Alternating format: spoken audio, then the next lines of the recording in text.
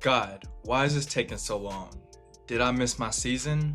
Why does it feel like everyone else's financial life is coming together except mine? Yeah, those are some questions that, quite frankly, I've asked myself in the past. And likely you've asked very similar questions. And I don't really think those questions make you a bad Christian. I think it just makes you human. And when it comes to finances, it's a very vulnerable topic. It's a big thing because money is used as a tool, but at the same time, if you don't have it, it can really stress you out in your life. And maybe you're doing everything right, but financially, you still thought that it would be better. You're working hard, you're honoring God, you're tithing, you're budgeting, you're trying to stay out of debt, you're praying for opportunities, you're bringing God in first. But at the same time, it still feels like you're stuck. If you've wrestled with these thoughts, I believe there are 3 financial lessons that God is trying to show you in this season.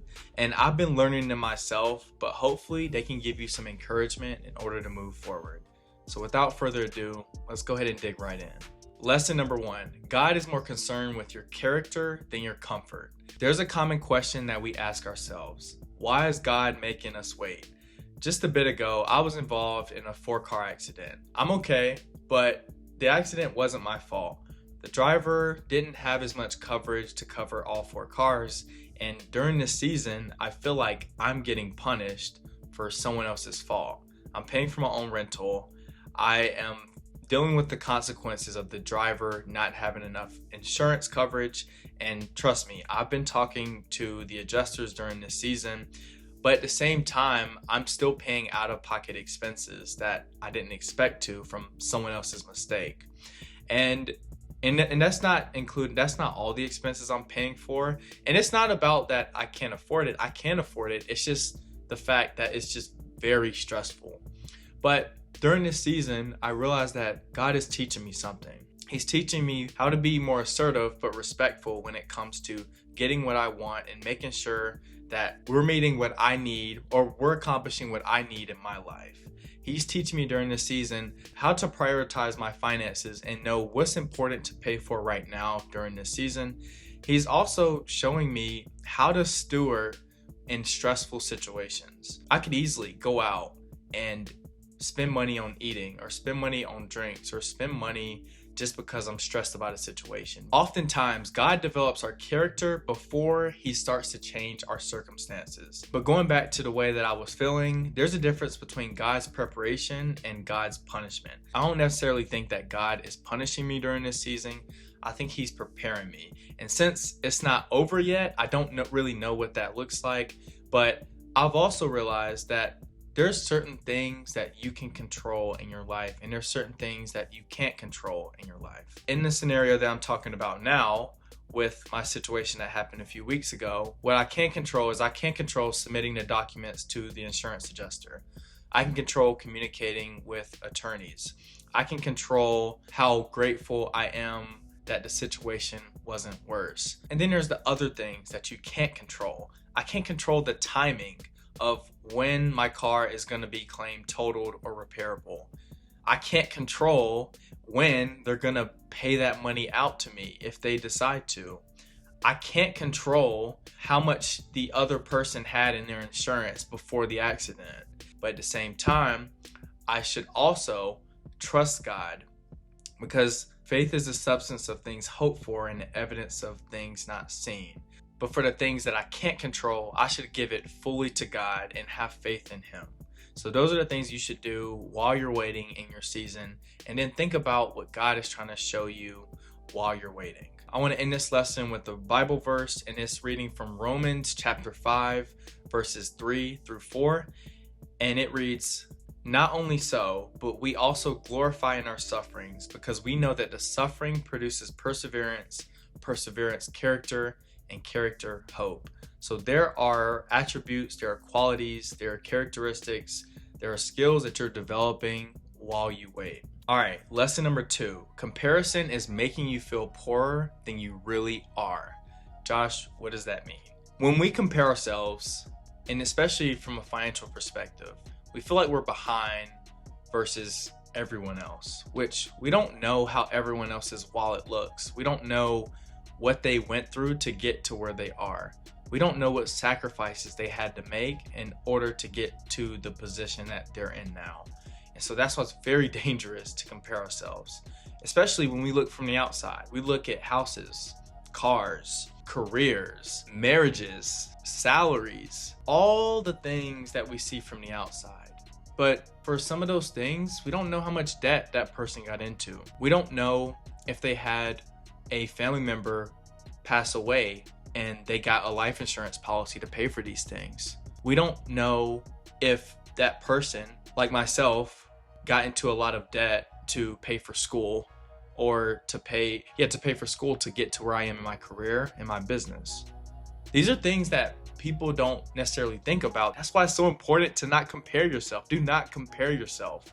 It's literally making you poorer because it's slowing you down. So as we get into social media is an illusion. It is highlight reels.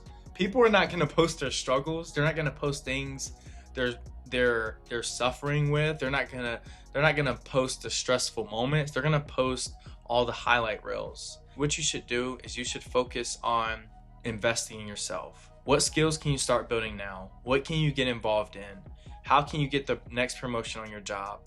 What business can you start to make you some more income so that you can start living that illusion of a lifestyle that I was just referring to on social media? Even if you're not about materialistic things, at least do stuff for yourself that no one can take away from you. The only person that you should be comparing yourself to is yourself. You compare yourself from the person you are today versus the person you were yesterday. Did you get 1% better? Did you develop new habits? Did you stop bad habits? Did you get closer to your goal? And let me end this lesson with a verse. Galatians 6:9. Let us not become weary in doing good, for at the proper time we will reap a harvest if we do not give up. So what does that mean? Continue to budget, invest, go to school, progressing your career, run the business, whatever it may be, because at the proper time you will reap a harvest if you do not give up. Okay, now lesson number 3. Keep planting seeds even when you don't see a harvest. This is probably the hardest lesson that I'm still battling with today.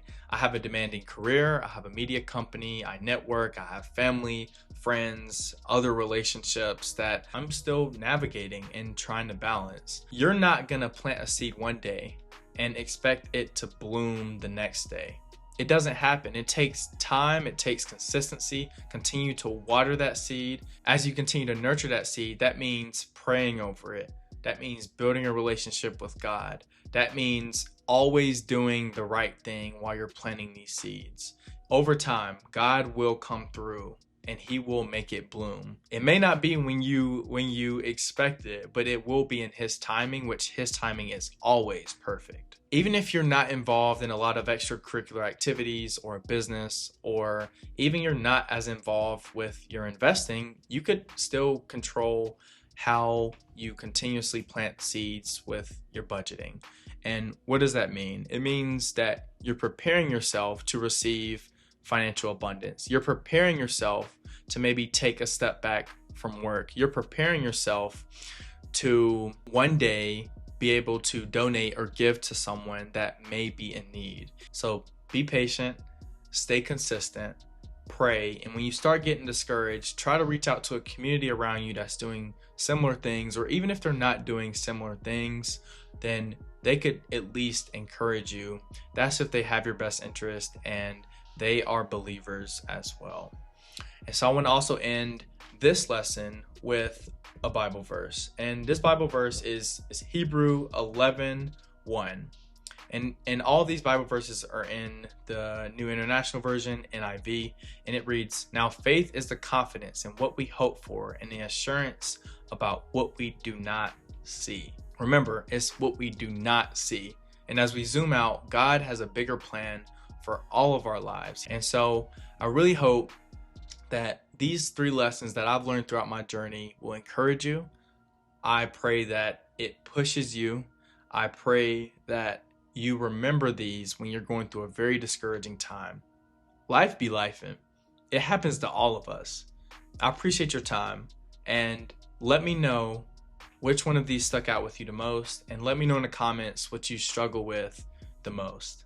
I know I always say money talks, but make sure that you're listening the right way. But also, God's talking to you. So also make sure that you're listening the right way. Thank you.